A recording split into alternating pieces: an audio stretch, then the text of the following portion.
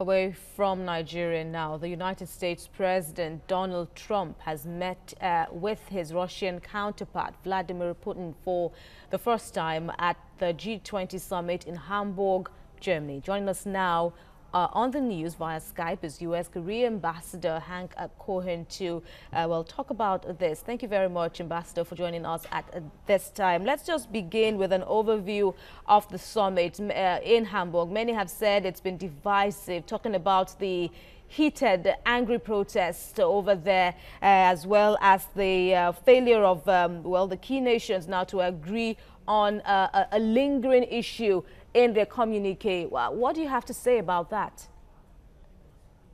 Well, you have to remember that the G20 is an economic summit.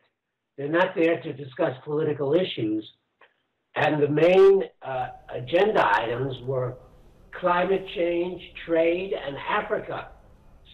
So they decided to give a great priority to the economic development of Africa. Now, all the other things that are happening, protests, these are people who protest against Donald Trump or against the economic system. But the main issue here is economics. And there are new trade agreements being made between the Europeans and the Japanese. And there is climate change work. And as an American, what I say is the United States is slowly isolating itself because we withdrew from the Paris Climate Accord. And President Trump says, we don't want any more trade agreements because we are the losers. In the trade agreements, all the other countries take advantage of us. So as an American, I'm very disappointed in what's happening. But I am very pleased that Africa is being discussed and that the Europeans have decided to make a new compact with Africa, which means more private investment there. But talking about this, broader investment here in Africa, aren't you a bit worried as to perhaps the conditions that will come with such investment? I mean, Africans are gradually also calling for, more assertiveness in all these deals with the richer countries. Well, I think that's a very good point. It's up to each African country to protect itself against predatory investors. But there's a lot of good deals to be made, and if governments can create the environment where investors can feel that their interests are being protected, especially in courts of law. Now, when I talk about investors, I'm also talking about local investors. No country is ever developed unless the local people are investing. I bet you there's a lot of money in Nigeria that's not being invested because they're worried about, can I get my contracts enforced? Is the governor going to interfere with what I'm doing and that sort of thing? So creating a better environment is good for foreign investors and for indigenous investors. But I think the Europeans are onto a good thing now. There's a lot of money to be made in Africa.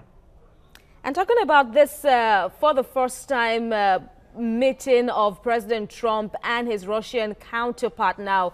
Where do things stand now when Tillerson of the United States is saying that we may never ever get to know the truth as to the Russian links in last year's election? I mean, he said as much when he was addressing the press following the Trump-Putin meeting. Well, I think President Trump is reluctant to get into this because it may be that some of his people during the campaign collaborated with the Russians in order to undermine Hillary Clinton's campaign. We don't know yet, but there are several investigations going on. An independent counselor named Mueller, former head of the FBI, the Senate Intelligence Committee, the House Intelligence Committee. So I think within the next few months, we'll find out, did the Russians really interfere? And secondly, did any of people around Trump, did they collaborate with the Russians? And there is more and more evidence indicating that people like General Flynn, for example, did collaborate with the Russians. So for Secretary Tillerson to say, well, we really don't know, what he's saying is, we hope nothing bad happened, but we'll wait and see. Indeed, we will wait and see. As of course, Lavrov of the Russian side is also saying that well, President Trump has accepted Putin's explanations in all this regard. Now, Ambassador Hank Cohen, thank you very much for speaking with us yet again on TVC News.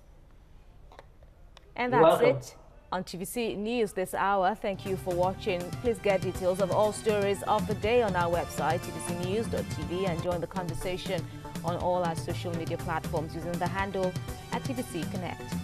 Well, many thanks for keeping us company. I am Kemi Foladeyemo. Bye for now.